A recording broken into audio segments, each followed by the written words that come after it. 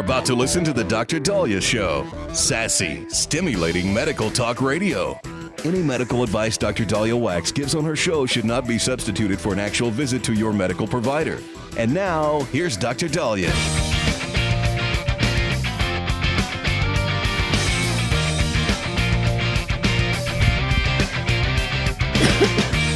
All right, we are back on the Dr. Daliah Show. Thank you all for tuning in. 1-877-Dr. 1-877-DOCDALI. So one thing that I fear is carbon monoxide poisoning. I do not like carbon monoxide. Carbon monoxide sends over 100,000 people to the ER every year, kills about 500 people annually. And carbon monoxide, you can't tell if you're breathing it in. No taste. Colorless, no smell to it. And what carbon monoxide does is, because carbon monoxide is carbon monoxide, mono meaning one oxygen, CO looks pretty similar to oxygen. Oxygen or dioxide is two oxygen atoms together, because oxygen can't be by itself. So carbon monoxide looks like oxygen. And so your body sometimes can't tell the difference. The two atoms look similar. And so blood has hemoglobin. Hemoglobin carries oxygen to the tissues. Carbon monoxide competes with that site that oxygen usually latches onto. And if carbon monoxide gets there first, now your hemoglobin within your blood cells starts taking carbon monoxide to your tissues. Hemoglobin doesn't know the difference. Your tissues and your organs, like the heart and brain, go, what the hell is this? But they have no control. So they get starved of much needed oxygen, become hypoxic, and then start to have injury. Symptoms of carbon monoxide poisoning are headache, sore throat, cough, nausea, vomiting, abdominal pain, difficulty breathing, wheezing, dizziness, chest pain, fainting, confusion, fatigue, weakness, blurred vision, rapid heart rate. And then sometimes we might identify you coming into the ER with a cherry red color to your skin and lips. So to treat carbon monoxide poisoning has been tricky. What we need to do is displace the carbon monoxide and allow oxygen to get in. So we now have to up the competition. And how do we do that? Well, we do that by pushing in oxygen. 100% pure oxygen, hyperbaric oxygen. According to Medscape, if you breathe room air, it could take 300 minutes to get enough oxygen in to displace the carbon monoxide poisoning. That's assuming you lived through that. If you're on 100% non-rebreather mask of oxygen, you could reduce that time down to 90 minutes. With hyperbaric oxygen, they've been able to shorten the time to 32 minutes. But still, 32 minutes. So, Good News Network says that we might have a better antidote. They say 1,500 deaths are caused in the U.S. by carbon monoxide poisoning. And they say half of survivors who do get the oxygen therapy to try to treat can still have long-term heart and brain damage. So a study published in the University of Maryland School of Medicine in PNAS, the research team developed a new engineered protein-based therapy called RCOM-HBDCCC.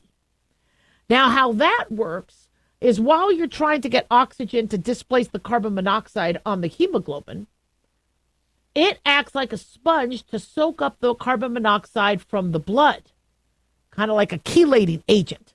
So RCOM is short for regulator of metabolism. It's a natural protein that they got from the bacteria Parabucholderia xenovorans. And they say they use it to sense minute levels of carbon monoxide in its environment. Or the bacteria uses this protein to sense these levels of carbon monoxide.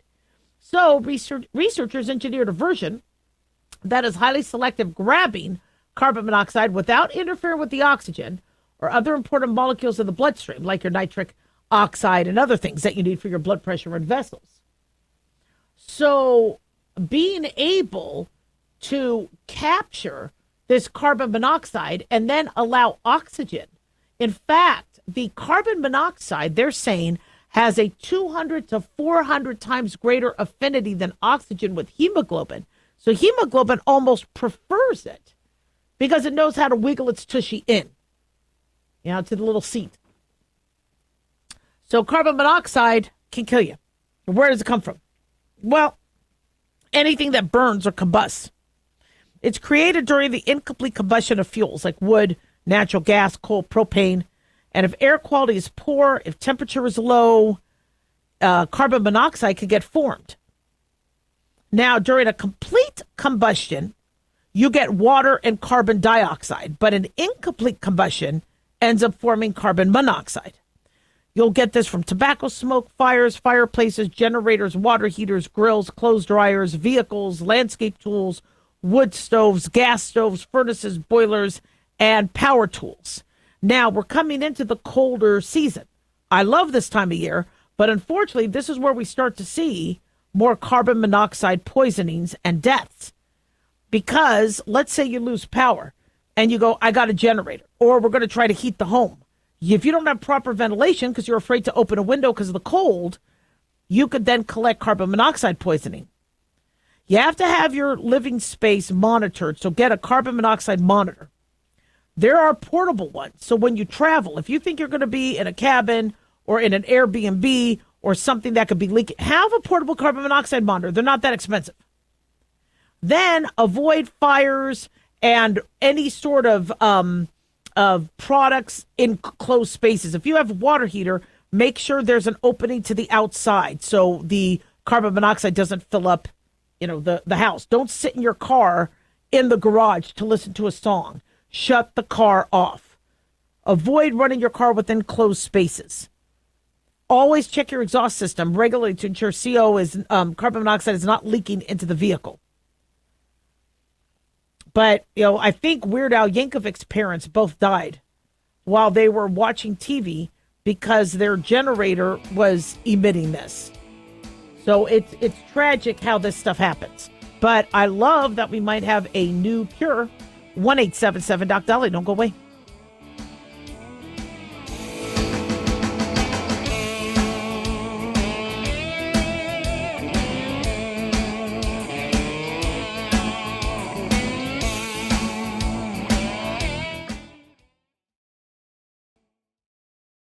Dr. Daliah here. Are you tired, burned out, gaining weight, succumbing to the daily pressures of life? Well, how's your dopamine doing? How you feel right now, how you'll feel an hour from now, and how you'll feel next week is completely reliant on your dopamine.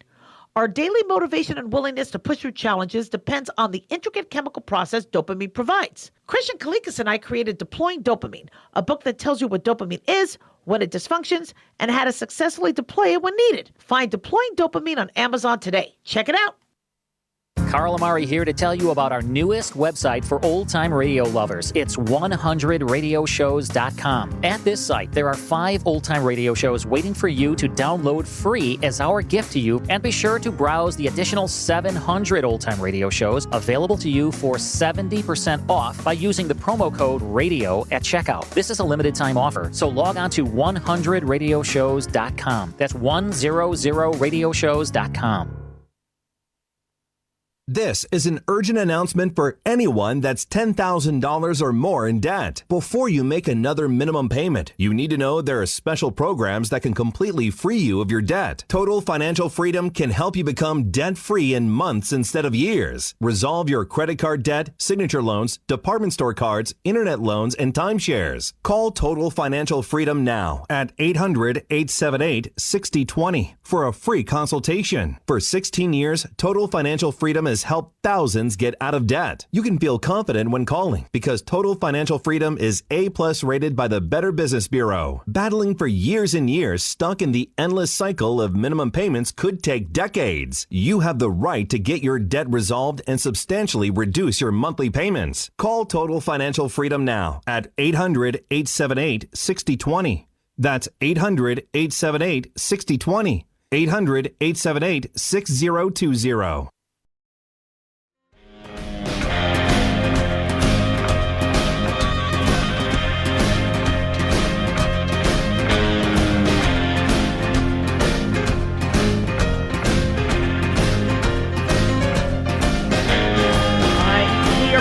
Daliah Show. Thank you all for tuning in. 1-877-Dr. Dali, 1-877-DOCDALI. Big thanks to Talk Media Network for making the show happen. Big thanks to Daniel, our producer, and big thanks to y'all for tuning in. We really do appreciate it. Don't forget to follow us on Twitter or X at Dr. Daliah, Facebook, The Dr. Daliah Show, and on YouTube. Click like and subscribe.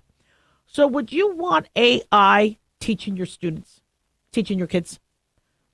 If school districts are struggling to pay teachers adequately, they're struggling to recruit teachers, they're, always battling, having enough substitutes. There's a lot of controversy over the curriculum and what kids are actually learning. Do you think as a parent you would want AI to instead be used to teach your kid and keep people completely out of it? Now, I told you how I think education should be. I think it should be real life people, but the core classes are no more than 20 minutes, 30 minutes at max. They're all done in the morning. The math, the reading, the science, the history, English. And then the afternoon is all about the practical life skills, practical learning.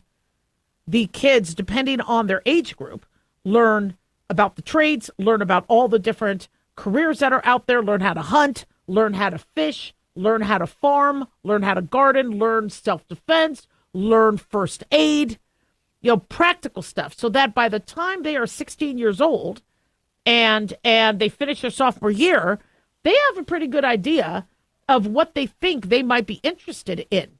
High school stops at age 16. And then age 17 and 18, which is still part of the K through 12, so we don't have to pay extra for college, that will be where the students, junior or senior year, pick the trade certificate or go for their associate's degree in the field that they found they liked. So every kid, by the time they leave school at the age of 18, has an associate's degree or has a trade certification, so they are ready to work. They have an interest. They are pretty well-rounded, not to mention they could hopefully survive out in the wild because they know how to fish and hunt, and and I think that would be a great way to educate our kids and not costing a lot of money. Especially when a lot of these people that are teaching, the trades and the different and their different specialties, and they're end up getting a lot of inherent advertising and marketing, and it wouldn't cost the taxpayer one more dime. But I don't think all the schools are going to do that. I wish they would. I got to tell you, kids would be pretty damn smart, pretty well-rounded. However, there's a school in San Francisco that is turning to AI. And the Rockefeller School, actually, the San Francisco school is called Alpha. And it is a new school in San Francisco that uses AI. No bells, no grades, no teachers. This is being reported by KSL.com. AI handles the lessons. Adults that are in the room are called guides and coaches. And they are there to help with motivational and emotional support.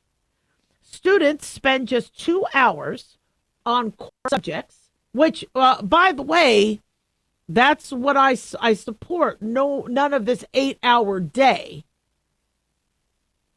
But I don't know if I think AI is the right way to go.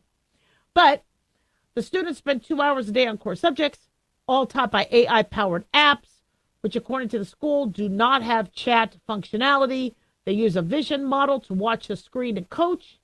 The rest of the day is used for hands-on life skills and passion projects. The school said that AI is helping one student design an app for molecular gastronomy. And then he learned how to pitch his startup to investors, and that was at the age of 14. All right, so it looks like they're taking some of my plan, which I don't have to own the plan. I just want kids getting taught. But is AI the answer to my plan for education? And is AI the answer to dealing with the budget deficits and dealing with the subjectivity, dealing with, I live in an area where, we hear once a year somebody was assaulting a kid in the classroom. I mean, or having an inappropriate relationship. Now, I tell you about Ready Player One in that book, and I think they made a movie as well, where in the future, school is all AI, all online. It's all virtual. And if you don't sign into class, you get in trouble. You have to continue to do your classes. They know if you don't sign in. And you have to, you and your avatar have to sign in. You have to do the lesson. You still have to pass. But it's all, computer. And I really do predict that that's going to be the way we're going to be teaching kids later. I think we're just seeing AI and ways to limit staff, limit liability, save money. I mean, imagine if you have one classroom like in Ready Player One that has one adult that is now being sent out over the internet to all these schools, same class, same, if you want all fifth graders to learn, the times tables, or, well, actually, it's funny. I learned times tables in the third grade. Now they teach, or fifth grade, they teach it in the third grade. Thank God. But let's say you want all your fifth graders to learn about the Constitution. Do you really need separate classes for that, or can you do it all in one class? My issue is the lockdown showed us that that's not a good way for kids to learn. Kids cannot learn by a computer. They need to be around people. That's why I really want the afternoons of class to be about life skills and learning about the trades and getting hands-on. I think that's crucial for kids to learn. I think I learned by if you had me read something, I'm not going to be able to pick it up and just learn it. I have to watch it. That's why YouTube is, so popular, because people can actually watch how to do something. And I've learned how to do a lot of do-it-yourself type stuff in my house because of YouTube. If my husband's out of town, I got this. I didn't even need to, you have that company, Rent a Husband. I didn't even have to rent a husband. I told my son, do you need me to rent a husband? He's like, no, Mom. I'm like, but he could be cute. No. So my son wouldn't let me rent a husband. But I learned how to do things myself. But a kid needs guidance. So what do you think? 1-877-DOC-DALI, 1-877-DOC-DALI. I don't think we're going to have a lot of control over this. I think this is where we're going in the future. And one of the biggest issues we've had that we've done to ourselves is staffing. And, when I talk to people who run businesses, they say their biggest cost is staff and their biggest headache is staff. And, my office, my biggest headache was insurance companies. The insurance companies were the biggest headache. But I got to tell you, staff, not easy. Some staff stealing, the drama between staff calling out, not showing up, saying they were working on the referral log when they didn't. I mean, these are things that could kill a patient. And so, people ask me, will I ever go back into medicine? Or I'm in medicine. I do telemedicine, but will I ever reopen my office? And the answer to that is a hell no. Not until I could figure out how to do that, and figure out how to, protect my patients if staff calls out or doesn't do their job, and the staff, you're only as good as your staff. And healthcare, especially, our amazing nurses, our healthcare system is the backbone is based on our nurses and other staff. And if I can't ensure that I have that staff as a constant, I just can't do it. And that's what I think a lot of people are starting to think to themselves. What could I automate so I can still function? My husband would get so frustrated that some of these companies or restaurants were closed. And he's like, boy, they just want to take time off. And I go, I bet they didn't have staff. If you don't have staff, you have to close down. Now, me as a doctor, I could answer the phone, I could file, I could do a lot of things myself. So whenever we didn't have enough staff, I still handle things. But what happens when you have millions of kids? So what I predict is schools are going to have an AI model that if they don't have a substitute, remember we would watch a movie, the substitute teacher would come in and have us watch a movie. Well, rather than that, they're going to have AI lessons. And then as teachers call out or there's not enough subs, they're going to utilize the AI system. And then eventually they'll probably hire fewer teachers, implement it more, and AI is going to be teaching our kids. 1-877 Doc Daliah. Don't go away.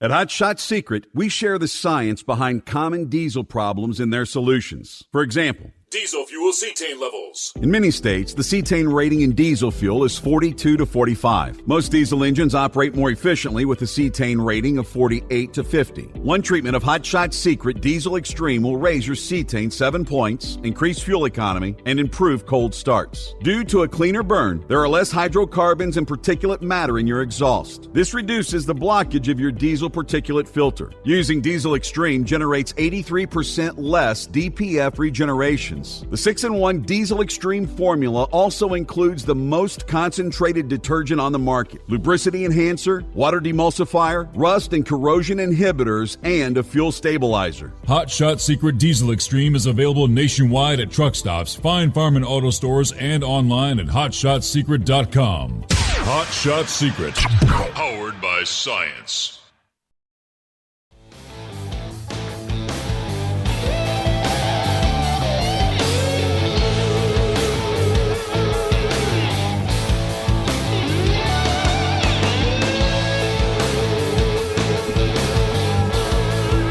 All right, we are back on the Dr. Daliah Show. Thank you all for tuning in. 1-877 Dr. Daliah, 1-877 DOCDALI. So when I said that we need to free Palestine from Hamas, and I know people thought I was joking, and I was like, I'm not joking. I mean, Hamas is in control. Hamas has always been in control, and sadly, what they're doing is barbaric, and Palestinians are not being ruled by Israel. They're being ruled by Hamas, and they can't be free. They can't escape. When Israel sent leaflets saying, look, we're going to be coming in to get the hostages, there is going to be bombing. Leave. We were told that many of them were not allowed to leave. Hamas would point guns to them. When aid was coming in, Israel had sent 3,000 calories per person per day, including children, for food, that Hamas would not let that food come in. Now, of course, some media outlets are like, oh, no, that's not true. It was genocide. It was all the barbarism was Israel. Well, now we're seeing public execution. Hamas isn't even trying to hide their barbarism like they didn't hide it on October 7th, 2023. And we're being told that Hamas security forces have returned to Gaza streets, clashing with armed groups and killing alleged, quote-unquote, collaborators, gangsters, because they want to restore law and order where Israeli troops withdrew. And they are publicly executing them. Now, this lawlessness is something that can make the whole area. This is why it was, people said, well, Israel just needs to get out. Israel needs to get out. In fact, many Palestinians were protected because in those zones where Israel was, Hamas couldn't hurt them. Now Israel's gone. And people were saying, why doesn't Israel just, leave? Well, not with the hostages. They had to get the hostages back. But, why don't they just show the world what Hamas does? Well, because, again, the media isn't going to cover it. If the media doesn't cover it and they all want to be about, well, this is Israel's fault, this is Israel's fault, they're going to cover whatever they want.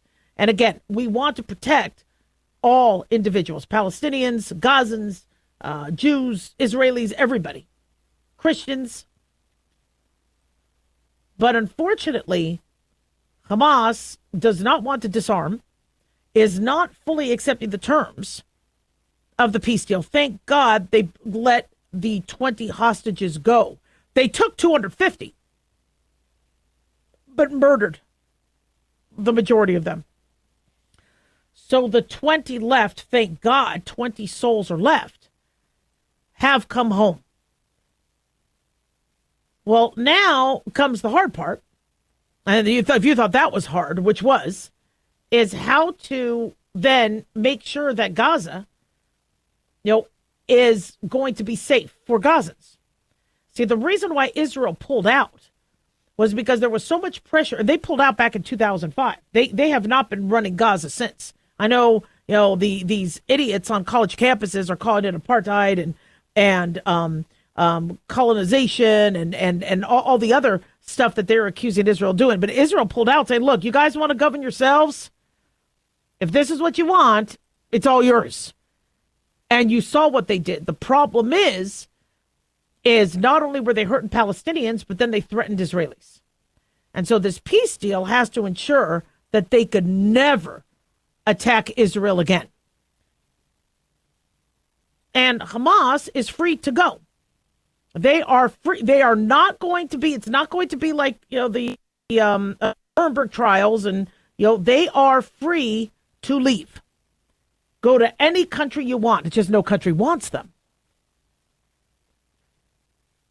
And for people thinking, Hamas, they're not all bad. They delivered a body to Israel of one of the hostages. That wasn't even Israeli. They're just giving them dead bodies. I mean, Israel needs their loved ones back. They need to be able to move on and heal. God forbid you lose one of your loved ones to, this barbaric attack, and then they take, your loved one hostage. You want your baby, your husband, your wife back. And, people have been asking me, where are all those old people that they were taking pictures with? Dead. They didn't keep them. They either killed them or let them die. You notice many of the hostages that have returned are men. Many of the women didn't make it. Some women were released, but many of the women were just destroyed. My friend's niece was raped and then lit on that day of the attack, lit on fire, put into tires and burned alive after being raped. So their treatment of women, and also some of the women probably died of starvation and died from the conditions. When they found some of the hostages and the bodies of some of the hostages early on, they were like, I don't know how these people lived through this. And so some of the healthiest of men were able to live the ordeal of 750 days. Now, more bodies are expected to be returned. The Hamas, when they killed years ago, and they did what they did, they don't want us seeing the evidence of that. So I think they're also, not only do they not know where all the dead bodies are because they just, fed them to the wolves and said, you guys do whatever you want. But I think also they don't want there to be proof of some of the ways that they tortured them. When Israeli officials came in after the massacre and they saw these kids with their pelvises shattered from being raped, babies, kids, they don't want that media coverage. Well, they should have never done it. And what's really the worst part about all of this is that we have humans on our earth that thought this was okay, that this is how they act. And you would think, okay, well, with the ceasefire, Hamas is going to be like, my bad, and kumbaya. No, terrorists are terrorists. And so I don't understand why the public thinks that all of a sudden Hamas should get their own free country. This two-state solution, everybody keeps, talking about who's running that state. Egypt already has their country. Jordan has theirs. Is this for, and if it is for Palestinians, who's going to take? Is Hamas going to do the same thing? You cannot have a country run by a terrorist. Look what's happening in Afghanistan. So we have our work cut out for us. Thank God Trump is at the helm. It is going to take other countries to work together. Hamas had a lot of its power and money because of Iran. And thank God you have United Arab Emirates, you have Egypt, you have now Saudi Arabia and other countries saying, look, we do better when there's peace. We want to make this work. But what happens when Trump's out of office? That's what everybody's asking. If Trump leaves and we get another Biden, are we screwed? Is whatever, area or whatever, shall we say, Gaza or territory, is in right now, still it's in control of Hamas, but whatever area we take away from Hamas, does Hamas come in the next day and take over? We got our work cut out for us. 1-877 Doc Daliah, don't go away.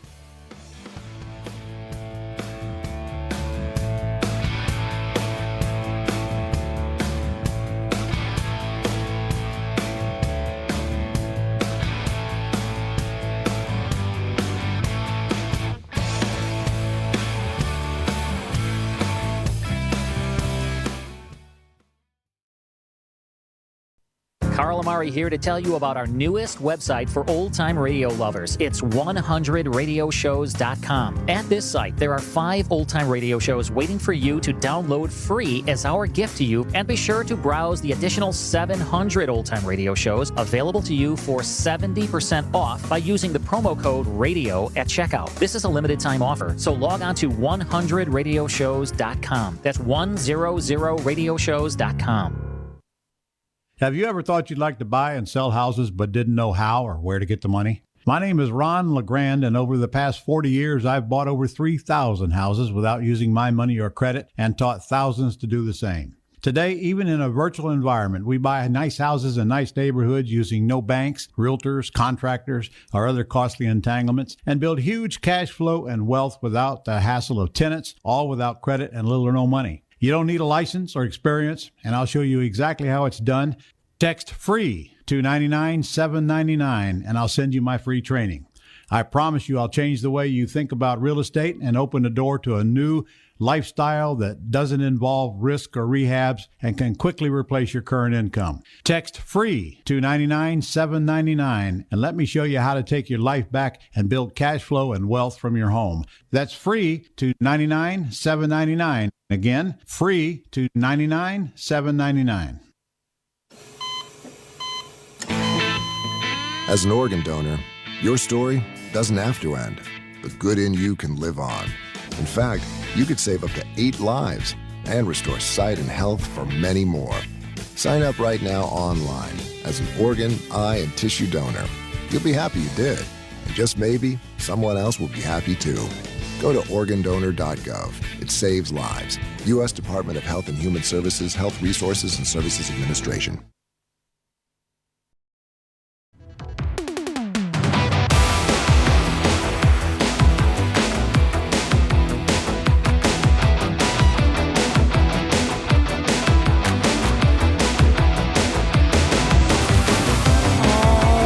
We are back on the Dr. Daliah Show. Thank you all for tuning in. 1-877 Dr. Daliah, 1-877 DOCDALI.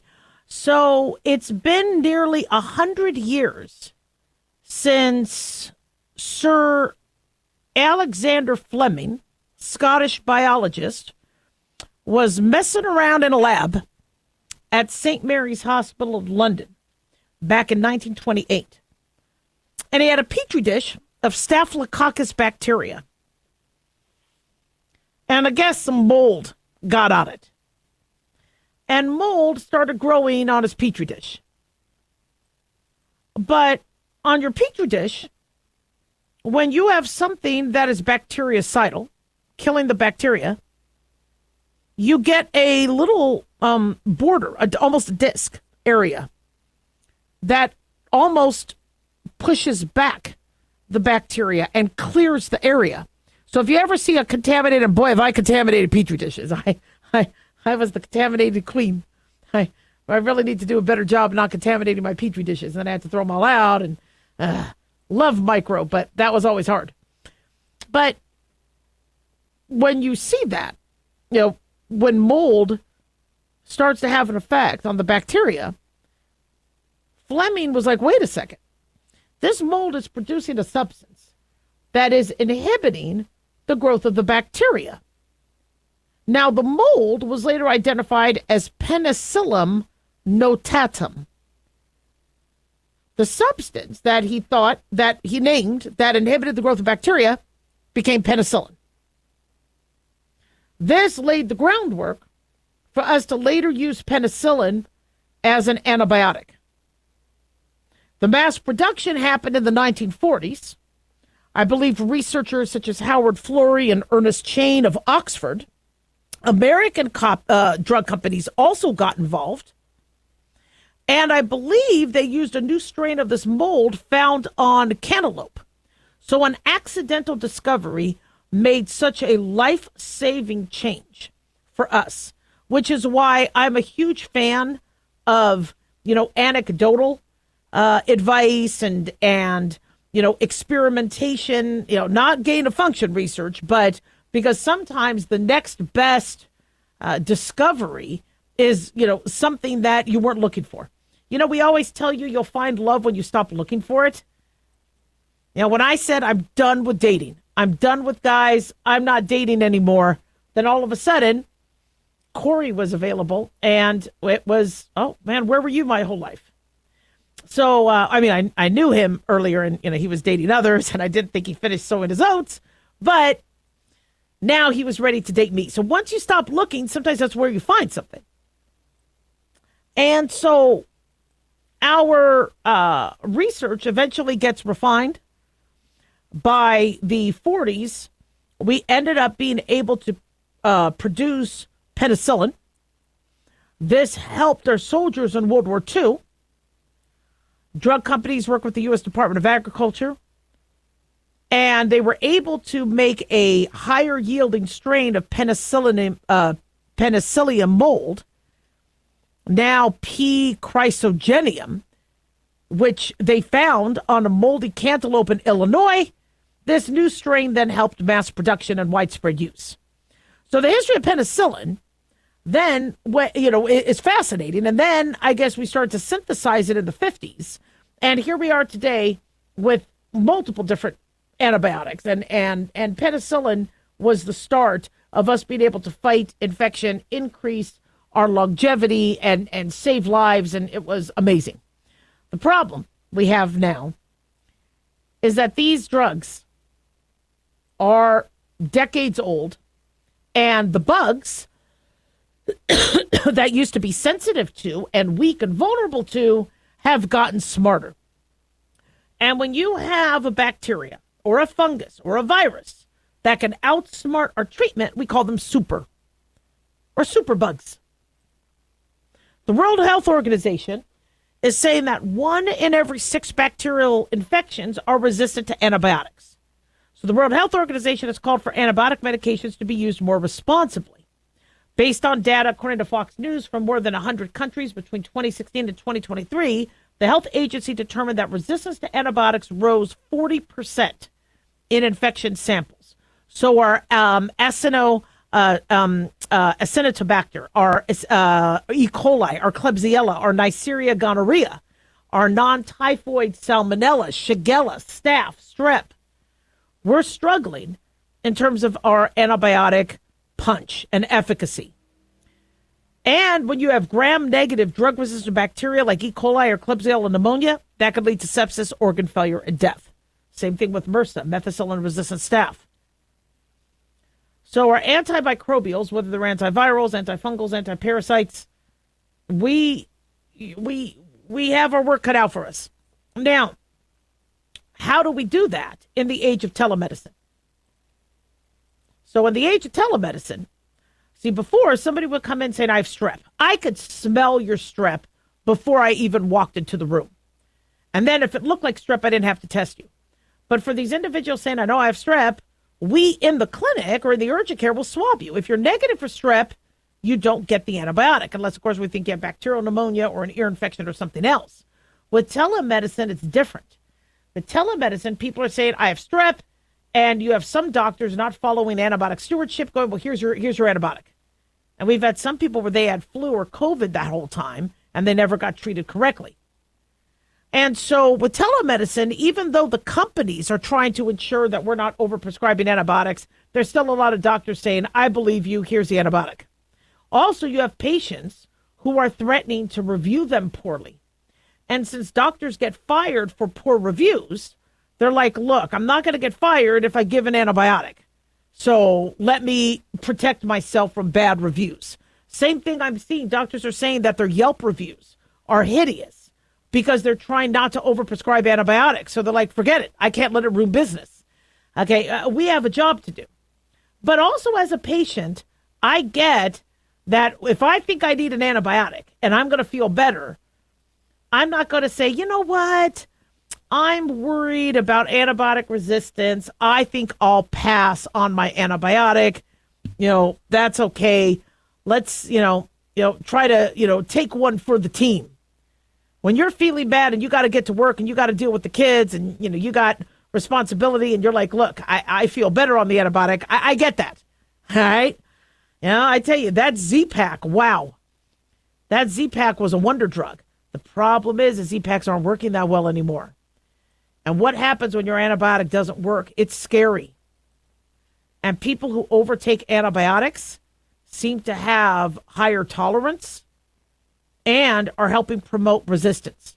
So we need to come up with better ways to treat these pathogens. Now, if you have COVID, we do have an antiviral. We have Paxlovid. Don't be treating COVID with a Z-Pak. I know that's what we did early on because we didn't know what else to do and we thought people had bacterial type pneumonia. But, if you have flu, again, if you have flu, you are not supposed to be using antibiotics for that also. We have Tamiflu. We have things that you could use for that. So we have to be better at what we're doing in terms of our approach to pathogens. And we also have to look at silver nitrate. We have to look at other things that can cure, like acne. Many people are like, well, I need antibiotics for my acne. Do you really? There's bacteria, but there's other ways to treat acne that you don't always have to use chronic antibiotics for. But I got to tell you, it's not going to be easy. 1-877-DOC-DALIAH. Don't go away.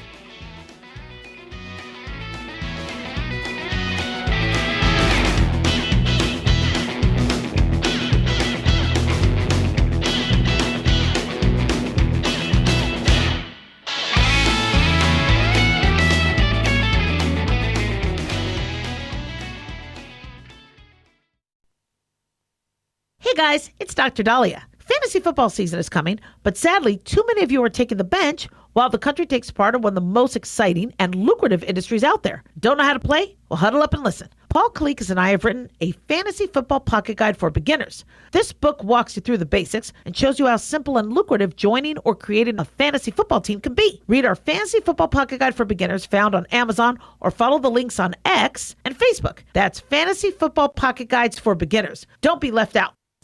Increase fuel economy up to 7.9% with Hot Shot Secret Gasoline Extreme, the solution to maximize your engine's performance and fuel economy. Whether you're driving a sports car or a daily commuter, Gasoline Extreme is specially formulated with PEA to deep clean. Don't settle for an average driving experience. Upgrade to Hot Shot Secret Gasoline Extreme and go further on each tank. Order now on Amazon or HotShotSecret.com. Hot Shot Secret, powered by science.